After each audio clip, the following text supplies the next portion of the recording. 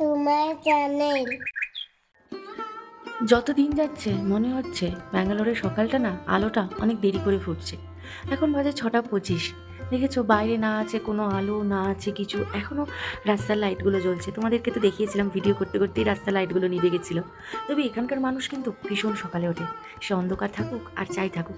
এখানে সকালেই সমস্ত কাজকর্ম শুরু হয়ে যায়। এখানকার মানুষের অফিস বলো, স্কুল বলো, একটু তাড়াতাড়ি শুরু হয়ে যায়। তো দেখো পুরো আলো এখনও ফোটেইনি, কিন্তু ঘরের আলো সবার জ্বলে গেছে। সবাই কিন্তু ঘরে উঠে গেছে, যে যার মতো কাজ শুরু করে দিয়েছে। কারোর অফিসে যাওয়ার জন্য, তারা তো কারো স্কুল যাওয়ার জন্য। শ্রেয়ানেরও কিন্তু যখন হাই স্কুলে যাবে তখনও কিন্তু ও 8:15 থেকে ক্লাস স্টার্ট হয়ে যাবে। মানে ওকে ধরো এখান থেকে 7:20-25 বাসে তো উঠে পড়তেই। এখানে এত দেরি করে সকাল হয়, কিন্তু সন্ধেটাও তেমনি অনেকটা লেট করে হয়। এখানে অনেকক্ষণ প্রায় আলো থাকে, তারপরে গিয়ে পুরো অন্ধকার হয়, এই আর কি। তো চলো আজকের ব্লগটা এখান থেকে শুরু করে দিলাম। যে যেখান থেকে আমার এই ব্লগটা দেখতে সবাই ভালো থাকো, সুস্থ থাকো আর বিন্দাস থাকো। আমি ঋতুপর্ণা। তো চলো অ্যান্ড গুড মর্নিং সবাইকে। সবার দিনটা আজকে ভীষণ ভীষণ ভালো কাটুক। আর বাইরে কালকে তো দেখতেই পেয়েছি বৃষ্টি হচ্ছিল, তো দেখো আমার জামা কাপড় কিন্তু কিচ্ছু শোকায়নি। দুদিন ধরে জামা কাপড়গুলো এইভাবেই মেলা রয়েছে। তো দেখা যাক। আমি ফ্ল্যাশ লাইট এই জন্যই জ্বালালাম না, কারণ বাইরের যে আলোটা তাতে যতটা ভালো লাগবে ফ্ল্যাশ লাইটে কিন্তু দেখতে অতটা ভালো লাগবে না। তো এই জন্য কিন্তু আমি ফ্ল্যাশ লাইট অফ করেই তোমাদেরকে বাইরেটা একটু শেয়ার করলাম, যে তাহলে তোমরা বুঝতে পারবে যে বাইরেটা কীরকম অন্ধকার। চলো দিনটা শুরু করে দিলাম। দেখো আগের দিনও কিন্তু ঠিক এই সময়তেই লাইটটা অফ হলো, আজও কিন্তু ঠিক এই সময়তেই লাইটটা কিরম অফ হয়ে গেল দেখলে। কাজকর্ম তো অনেকক্ষণই শুরু করে দিয়েছি। সোহমকে সব কিছু রেডি করে দিয়ে সোহম অফিসে চলে গেছে। শ্রিয়ান্ত আজকে ঘরেই আছে, শ্রিয়ান্ত স্কুলে যায়নি, তাই দুধটা জাল দিতে বসিয়ে দিলাম। আর ওদিকে চাটাও বসিয়ে দিয়েছি। আর শ্রিয়ানের জন্য ব্রেকফাস্ট করেছি। বলছে ওই একটু পেট ব্যথা, তাই জন্য আজকে একটু চিড়া সেদ্ধ দিয়েছি, আজকে আর দুধ দিইনি। তো এই যে আমার চা কিন্তু হয়ে গেছে।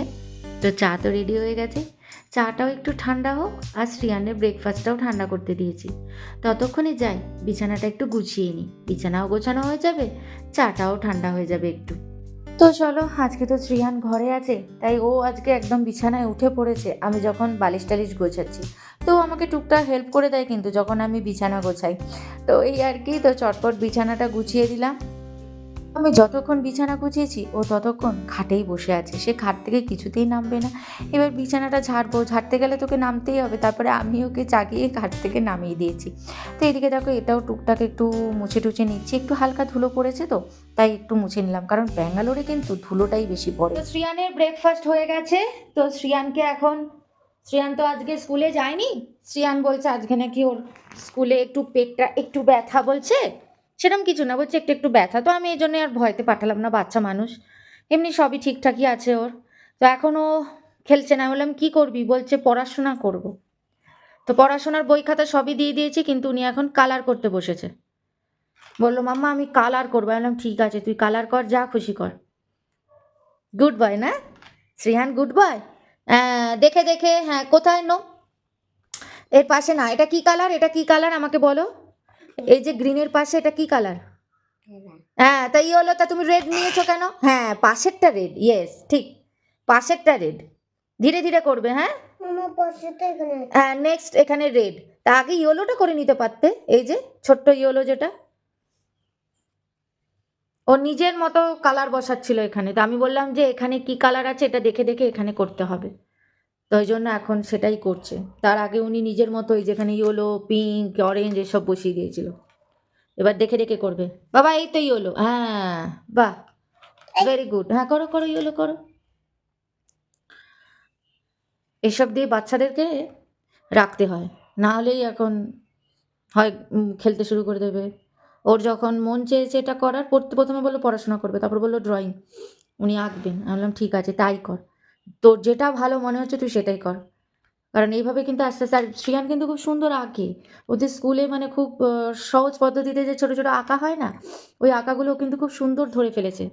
অ্যান্ড খুব সুন্দর করে ওই আঁকাগুলো, ঝটঝট করে দেখি এঁকে দেয়। কোনোদিনও গাড়ি এঁকে দিল, আবার হার্ট আঁকবে, হার্ট এঁকে বলবে হ্যাপি মাম্মা হ্যাপি এঁকেছি, রেড হ্যাপি বলবে। তো এই দেখো কালার করছে। এরপরে কি আছে, এটা একটু অরেঞ্জ টাইপেরই, তো এই যে অরেঞ্জ কালার নিয়েছে। গুড হচ্ছে বাবা, ভেরি গুড। একদম ম্যাচ করে করে, কালার ম্যাচ করে করে করো, ঠিক আছে। আমি কাজ করতে যাচ্ছি, তুমি করো। চলে আসলাম বাসনগুলো ধুতে। আমরা থাকি 3 জন আর বাসন ভরবে 10 জনের মতো। সকাল থেকে দুপুর অবধি মানে 4-5 বার আমাকে খালি বাসন মাজতে হয়। এই একটু একটু রান্না করি, একটা দুটো রান্না করি আর বাসন একদম সিঙ্ক ভর্তি হয়ে যায়। তো যাই হোক বাসনগুলো মাজলাম। আর শ্রিয়ান কিন্তু এখনও এঁকে চলেছে।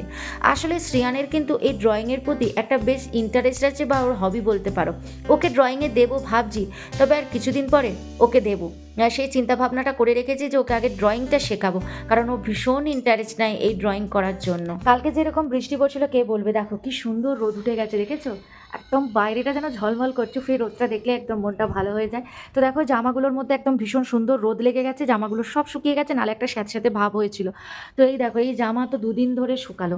তো এই জামা 2 দিন ধরে শোকাতে শোকাতে আমার আবার আরেকবার কাঁচাও হয়ে গেল, এই যে ওয়াশিং মেশিনে কাঁচা হয়ে গেছে। এবার এগুলোকে মেলতে হবে। তো এই জামাগুলো তোলার পরে তবেই ওটা মেলতে পারবো।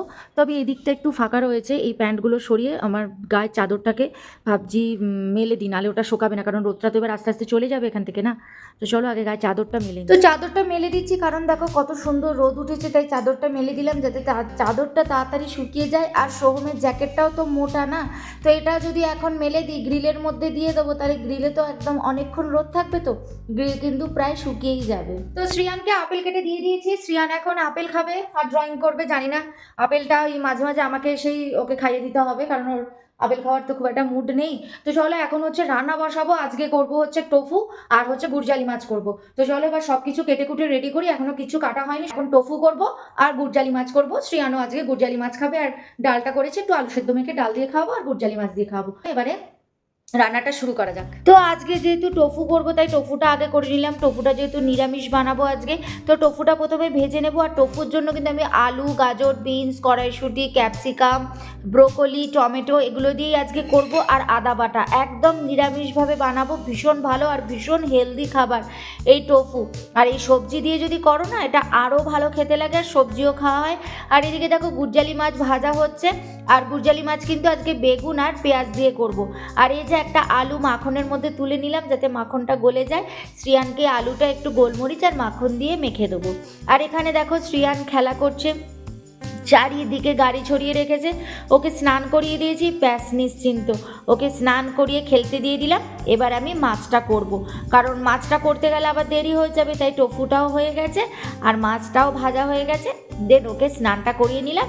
তো চলো এবার নিশ্চিন্তে রান্নাটা বসাই, মানে মাছটা করে নিই। তো এই যে টোফু হয়ে গেছে, টোফুটা এখানে নামিয়ে রেখে দিলাম। এবারে মাছের জন্য বেগুন ভাজা করছি। বেগুনটা তুলে তারপরে ঝোলটা বসাবো, কারণ বেগুন আগে ভেজে তুলে রেখে দিচ্ছি। তো এই ফাঁকে শ্রিয়ানের মাখনটাও কেটে নেব, কারণ শ্রিয়ানের মাখনটা শেষ হয়ে গেছে, তাই এখন ছোটো ছোটো করে কেটে নেবো। আর শ্রিয়ানের মাখনটা একটু ছোটো করেই কাটি, কারণ সবসময় যে বড় মাখন লাগে তাই নয়। তো ছোটো কাটলে কি হয়, যখন দরকার হয় বেশি তখন বেশি 2-3টে টুকরো নিয়ে নিই, আর কম হলে একটা টুকরো নিই। তো এই জন্যই একটু ছোটো ছোটো করেই টুকরো করে মাখনগুলো রেখে দিই। তো এই যে মাছের ঝোল একদম ফুটছে, তো ঝোলটা হয়ে যাক। তারপরে এর মধ্যে একটু বেগুন মেশাবো, বেগুনটা একটু পরে মেশাবো, ঝোলটা আর একটু কমুক। আর এদিকে দেখো কত বাসন ভরে আছে, এগুলোকে আগে মেজে নিই। ওদিকে ঝোলটা ফুটতে ফুটতে এগুলোকে মেজে নিই। চলো এবারে বাসনগুলোকে চটপট ধরিয়ে নিই।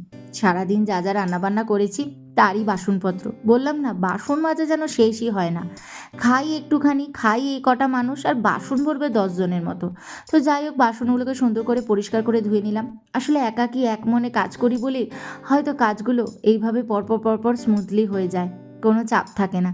কারণ একা হাতে একা সংসার, পুরোটাই নিজের মতো করে গুছিয়ে মানিয়ে একদম কাজগুলোকে সুন্দর শেষ করে নিই। তো বোতলটায় ওআরএস গুলেছিলাম, তো শ্রিয়ান ওআরএস খেয়েছিল, তো বোতলটা খালি হয়ে গেছে, তাই একদম ভালো করে ধুয়ে রেখে দিলাম। এদিকে দেখো আমার মাছও হয়ে গেছে, মাছ নামিয়ে নিয়েছি। গুড়জালি মাছ, আসলে একই মাছ 2 দিন খাবো, তো তাই 2 দিনের জন্য একবারই বানিয়ে রেখে দিলাম। বারবার একই মাছ কি করব। আর এখানে কত তেল পড়েছে দেখেছো, এগুলো সব পরে পরিষ্কার করব একদম। এখন শ্রিয়ানকে খাওয়াবো, গপুকেও খেতে দেবো, দেন এগুলো ভালো করে পরিষ্কার করে তারপরে আমি খাবো। তো চলো এবার এখন শ্রিয়ানকে খাইয়ে নিই। এতক্ষণে সময় পেয়েছি, ভাবো কখন কাঁচা হয়ে গেছে, তাও টাইম পাইনি জামা কাপড়গুলো মেলার, কিন্তু এতক্ষণে টাইম টাইম পেয়েছি দেখো জামা কাপড়গুলো মেলে দিয়েছি। আজকে বেশি জামা কাপড় একদম ছিল না, শুধুমাত্র চাদর আর এই সোয়েটারটা, সোহমের জ্যাকেটটা কাচার জন্যই আজকে এগুলো যে কটা ভরেছিল সেগুলো কেচে দিলাম। বাকি জামা কাপড়গুলো তুলে রেখে দিয়েছি, ওগুলো ভাঁজ করা হয়নি, কারণ এতক্ষণে টাইম পেয়েছি এই সমস্ত মানে যা যা জামা কাপড়, বেশি জামা কাপড় নেই। এদিকে চাদর, এই সোহমের এখানে প্যান্ট রয়েছে, আর ওই ওপরে কয়েকটা জামা প্যান্ট রয়েছে, ব্যাস এ কটাই আজকে মেলার মানে কেচেছিলাম। তো এতক্ষণে এগুলো মেলতে পেরেছি, মানে এতক্ষণে যদি মানে যখন কাঁচা হয়েছে তখন যদি এগুলো মেলে দিতাম এতক্ষণে আমার শুকিয়েও যেত। তো এখন হচ্ছে খাবো, তার আগে দেখো ওভেন পুরো পরিষ্কার করে দিয়েছি একদম পুরো। ওদিকে মাছটা আলাদা রাখা আছে, এদিকে রান্না আছে। এখন আমি খাবো। শুয়ে দিয়ে যে দরজাটাকে হালকা বন্ধ করে রেখেছি, কারণ ও নিজে নিজে ঘুমিয়ে পড়ে এখন। তো চলো তাহলে ভিডিওটা এখানেই এন্ড করে দিলাম। সমস্ত কাজকর্ম শেষ, এখন শুধু খাবো, খেয়ে দিয়ে আমার বাসনটুকু ধোবো, ধুয়ে শুয়ে পড়বো, তারপরে আবার ভিডিও এডিটও করতে হবে। তো চলো ভিডিওটা এখানে এন্ড করে দিলাম। যদি ভিডিওটা ভালো লেগে থাকে তাহলে অবশ্যই লাইক কমেন্ট শেয়ার করে দিও, আর সাবস্ক্রাইব করে ছোট চ্যানেলটার পাশে দেখো। আবার দেখা হচ্ছে নেক্সট একটা সুন্দর ব্লগের সাথে। ততক্ষণের জন্য বাই, ভালো থেকো, সুস্থ থেকো। Thank you. Please subscribe.